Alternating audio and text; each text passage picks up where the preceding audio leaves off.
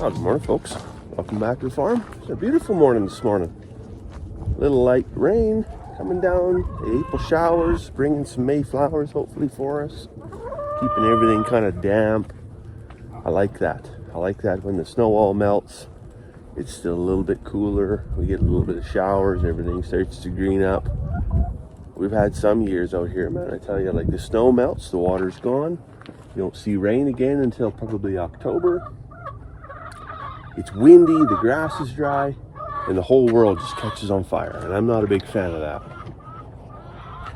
So you get these cool, I know the grain guys don't like that. I know my brother-in-law, was talking with him yesterday. He was figuring if the weather held the way it was yesterday, that he probably could have got into the field by Wednesday, definitely by Friday. I don't know, I think he might have been full of it, but he was even saying, like, in front of his house, he probably could have gone yesterday with the seed drill. I generally think he would have buried that seed drill up to the axles by lunchtime, but nevertheless, they're itching to go, and that makes sense.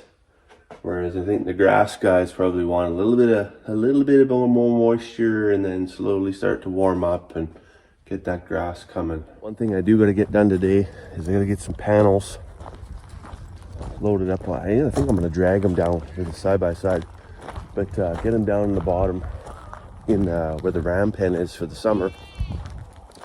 And I'm going to try and walk those boys down with a bucket of grain, and then hopefully that doesn't turn into a complete shit show. But you'll come with me and you'll see. We'll enjoy the adventure together, I guess. And then I got to take the truck and trailer over to Bloom Enterprises. My buddy Robin over at Millionaire Farmer, if you ever checked out his YouTube channel, he's got a bag of grain for me there. So all the rams are out. See, this is the problem, right? Everything's starting to green up. These fellas want out. The ladies are over here. The wind's coming out of these. This is a perfect recipe for a midday mixer. I'm just back in the barn here now. I've got the bottle lambs all fed up. And Penelope has had her lambs, so hey, guess what? We're done lambing. Lambing season is done. 2 good looking lambs. We got a third one in here. It doesn't belong to her. It just come in for a nap. Come on out there, fella. I'll put you back with your mama. We'll tag and band them later this afternoon, and then they can go out. That's good. Charlotte and I got our bucket of grain. We're going to see about moving some rams here. Of course, they did the courtesy of just leaving their pen already, so they're out in the yard. And we're going to see if we can't convince them to walk down the hill. So this could be interesting because we're not taking them back to the regular pen. We're not taking them back to the barn or anything like that. We're taking them to somewhere they haven't been in 5 or 6 months, right? So let's give it a shot. Now, so far, so good. We're still in the yard, though. It doesn't really count, but we're going the opposite direction of what we usually would, and they're still following. Oh, spoke too soon. Come on, fellas. Come on, fella. That's where we're going. All the rams are coming. So is a miniature horse and a miniature donkey. We don't really want a 2-for-1 in this deal. Come on, sheepy sheeps. Come on, sheepy sheeps. So the rams are down. They're in the pen where they're supposed to be. I've just got to grab a couple panels. There's a spot. This used to actually all be one farm, but that acreage got cut out, and so we actually share some corrals, and it's not even on the fence line, and there's no gate there.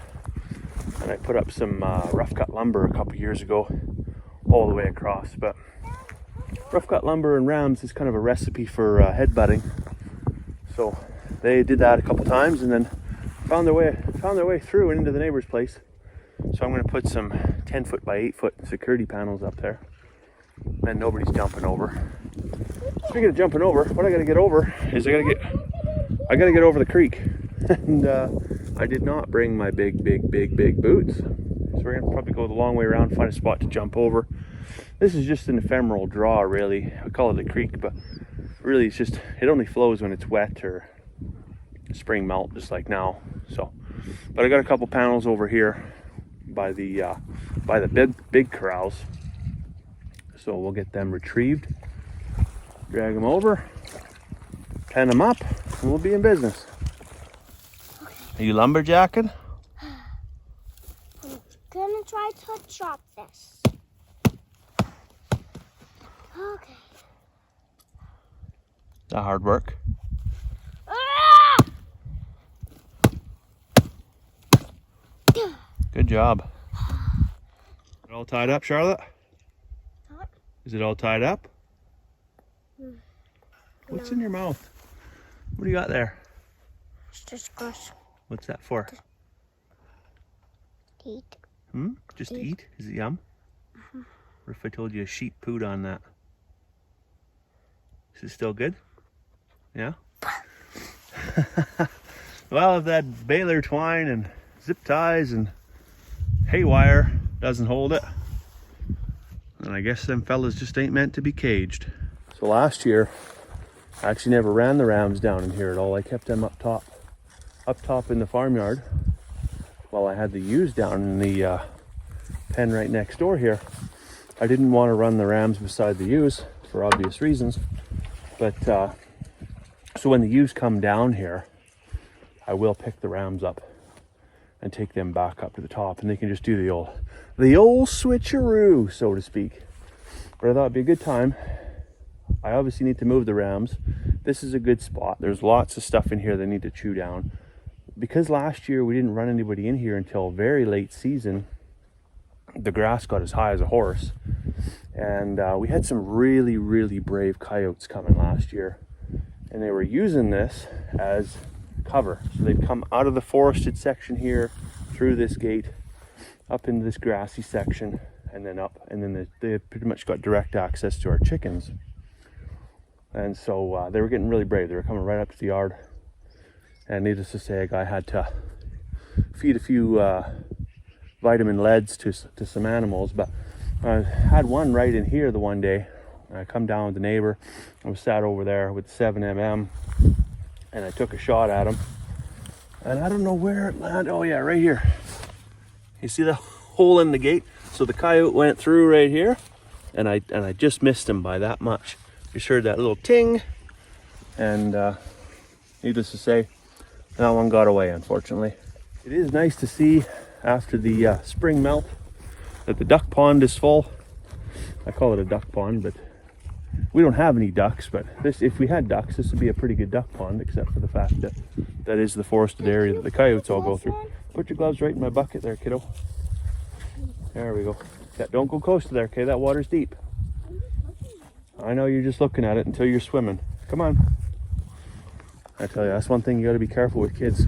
Anytime you got open water like that, you really got to stay on them. Holy, look at that cat going right up the tree.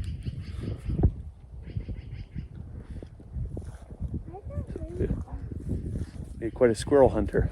I think the previous owners actually dug this dugout because halfway up the hill there's a natural spring that comes out of the hillside and all runs down into here. And I think they just dug this dugout as a bit of a collection point. It's not very deep. Like you can see, that's the dirt pile that come out of it. But the cows actually, it was 2 years of drought. That thing actually dried completely out last year. I can't see the dirt pile. You can't see the dirt pile? That dirt pile right there. See? Right there, yeah. Where all the thistles grow in the spring. Anyways, a good spot for the cows to come drink. I'm glad it's full again. Hey, you want to climb up to the top? Let's go.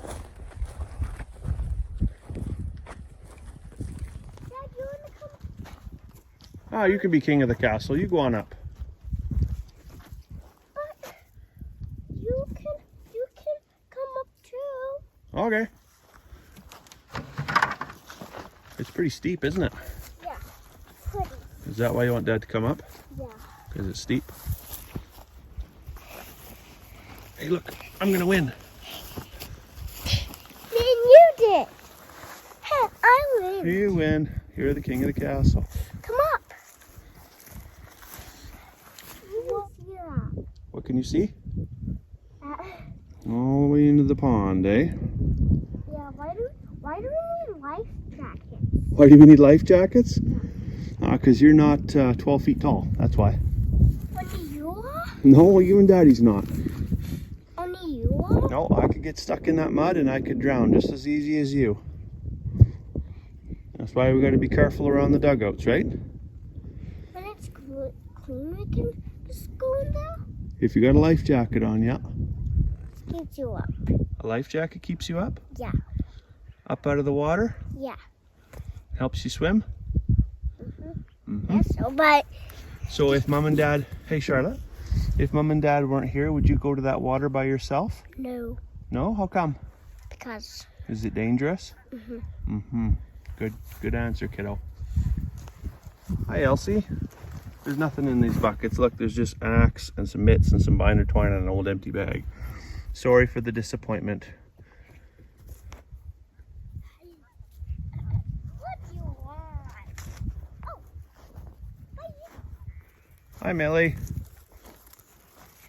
No, there's nothing in this. I already told to Elsie, look, there's a gloves, axe, some binder twine, an old bag.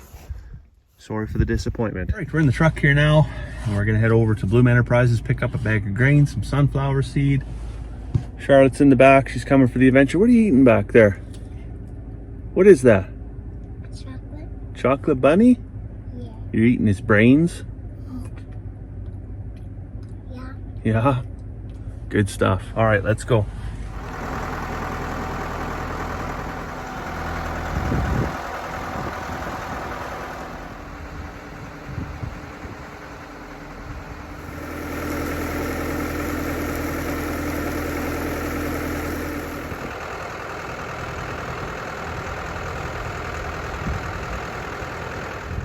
You unhooking Dad's trailer?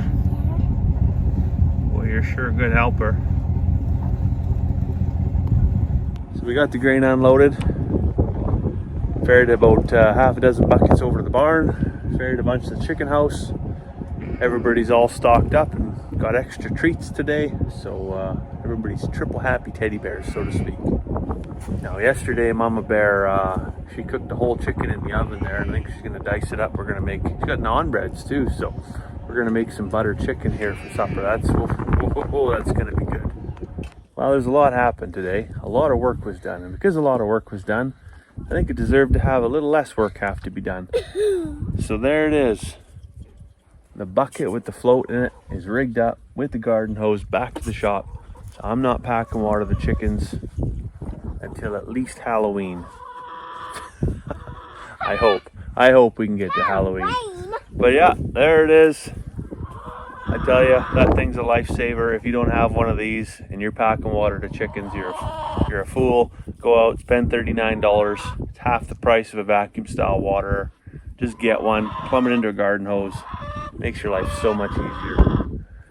And on that note, I think I'm gonna go get some of that butter chicken. So I'll let you go for now. I hope you have a fantastic day. I'll see you tomorrow.